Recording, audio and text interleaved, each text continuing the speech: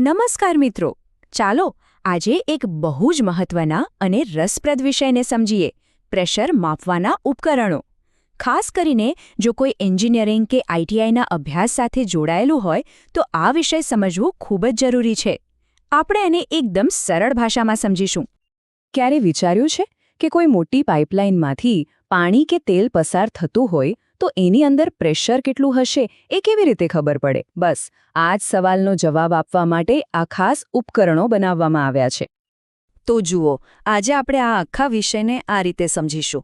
પહેલાં તો એ જાણીશું કે આ ઉપકરણો શું છે, પછી એના બે મુખ્ય પ્રકારો જોઈશું અને છેલ્લે બધું ફટાફટ રિવાઇઝ કરી લઈશું. તો ચાલો જરાય સમય બગાડ્યા વગર શરૂ કરીએ. ચાલો હવે આ વિષયની ઊંડાઈમાં જઈએ અને સૌથી પહેલાં એ સમજીએ કે આ ઉપકરણોનો મુખ્ય હેતુ શું છે. એકદમ સાદા શબ્દોમાં કહીએ તો આ એવા સાધનો છે જે કોઈપણ પાઇપ કે ચેનલમાં કોઈ એક જગ્યા પર પ્રવાહીનું દબાણ એટલે કે એનું પ્રેશર કેટલું છે એ આપણને બતાવે છે. હવે આ ઉપકરણોના મુખ્ય કેટલા પ્રકારો છે એ જોઈએ. આ સમજવું બહુ જ જરૂરી છે, કારણ કે આખી પ્રેશર માપવાની ટેકનોલોજી આ બે પ્રકારો પર જ આધાર રાખે છે. તો મુખ્યત્વે બે પ્રકાર છે. એક છે મેનોમીટર અને બીજું છે મિકેનિકલ ગેજ. જ્યારે પ્રવાહીનું દબાણ સામાન્ય હોય ત્યારે મેનોમીટર વપરાય છે, પણ જ્યારે દબાણ બહુ જ વધારે હોય ત્યારે આપણે મિકેનિકલ ગેજનો ઉપયોગ કરવો પડે છે, જે સ્પ્રિંગ જેવા મિકેનિકલ ભાગોથી કામ કરે છે. ચાલો તો હવે પહેલા પ્રકાર એટલે કે મેનોમીટર વિશે થોડી વિસ્તૃતવાર વાત કરીએ. એનો મૂળ સિદ્ધાંત શું છે એ સમજીએ. જો મેનોમીટરને પણ મુખ્યત્વે બે ભાગમાં વહેંચી શકાય છે. એક છે સિમ્પલ મેનોમીટર અને બીજું છે ડિફરન્શિયલ મેનોમીટર. ચાલો આ બંને શું છે એ એક પછી એક જોઈએ. સિમ્પલ મેનોમીટરનું કામ બહુ જ સરળ છે.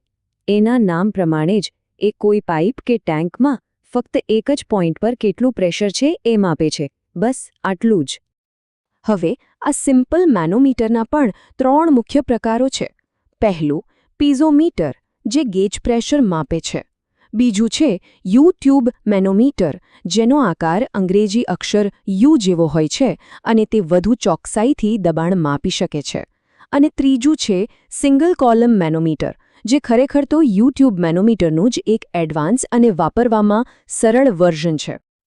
હવે આવીએ મેનોમીટરના બીજા પ્રકાર પર, જે છે ડિફરન્શિયલ મેનોમીટર. આનું નામ જ બધું કહી દે છે. આ ઉપકરણ કોઈ એક જગ્યાએ નહીં પણ બે અલગ અલગ જગ્યાઓ વચ્ચે પ્રેશરનો તફાવત એટલે કે ડિફરન્સ કેટલો છે એ માપે છે. આના પણ બે પ્રકાર છે. એક છે યુ-ટ્યુબ ડિફરન્શિયલ મેનોમીટર, જે બે હાઈ પ્રેશર પોઇન્ટ્સ વચ્ચેનો તફાવત માપે છે. અને બીજું છે ઇન્વર્ટેડ યુ-ટ્યુબ મેનોમીટર.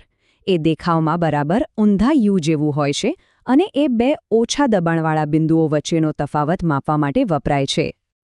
ચાલો હવે આપણે બીજા મુખ્ય પ્રકાર એટલે કે મિકેનિકલ ગેજ પર વાત કરીએ. એની જરૂર ક્યારે અને શા માટે પડે છે એ સમજીએ. તો એક વાત બરાબર યાદ રાખજો, જ્યારે દબાણ સામાન્ય કરતાં ઘણું વધારે હોય ત્યારે મેનોમીટર કામ નથી આવતા. એવી સ્થિતિમાં મિકેનિકલ ગેજનો ઉપયોગ કરવો ફરજિયાત જ થઈ જાય છે, જેમ કે મોટી ફેક્ટરીના બોઇલરમાં કે હાઈ પ્રેશર ગેસ પાઇપલાઇનમાં. મિકેનિકલ ગેજમાં પણ ઘણા પ્રકારો છે, પણ બે પ્રકારો સૌથી વધુ વપરાય છે, જે કદાચ કોલેજની લેબ કે વર્કશોપમાં જોવા પણ મળશે. એ છે બોર્ડન ટ્યુબ પ્રેશર ગેજ અને ડાયાફ્રામ પ્રેશર ગેજ. ચાલો તો અત્યાર સુધી આપણે જે પણ શીખ્યા એને એકદમ ફટાફટ રિવાઇઝ કરી લઈએ, જેથી બધા મુખ્ય મુદ્દાઓ મગજમાં બરાબર ફિટ થઈ જાય. તો ચાલો ઝડપથી યાદ કરી લઈએ. પ્રેશર માપવાના બે મુખ્ય હીરો છે. સામાન્ય દબાણ હોય તો મેનોમીટર અને બહુ જ ઊંચું દબાણ હોય તો મિકેનિકલ ગેજ. મેનોમીટરમાં પણ સિમ્પલ મેનોમીટર એક પોઈન્ટ પર અને ડિફરન્શિયલ મેનોમીટર બે પોઈન્ટ વચ્ચેનો તફાવત માપે છે. બસ આટલું યાદ રાખશો તો આ વિષયમાં ક્યારેય કોઈ મુશ્કેલી નહીં પડે. આશા છે કે આ વિષય હવે એકદમ સ્પષ્ટ થઈ ગયો હશે. તો હવે એ જણાવો કે એન્જિનિયરિંગ કે આઈટીઆઈનો બીજો કયો વિષય આવી જ સરળ ભાષામાં સમજવો છે? નીચે કમેન્ટમાં જરૂરથી જણાવજો. જો આ સમજૂતી પસંદ આવી હોય અને એન્જિનિયરિંગના બીજા અઘરા વિષયો પણ આટલી જ સરળતાથી સમજવા હોય તો ચેનલને સબસ્ક્રાઇબ કરવાનું ભૂલતા નહીં અને મિત્રો સાથે પણ શેર કરજો. ફરી મળીશું એક નવા વિષય સાથે. આભાર.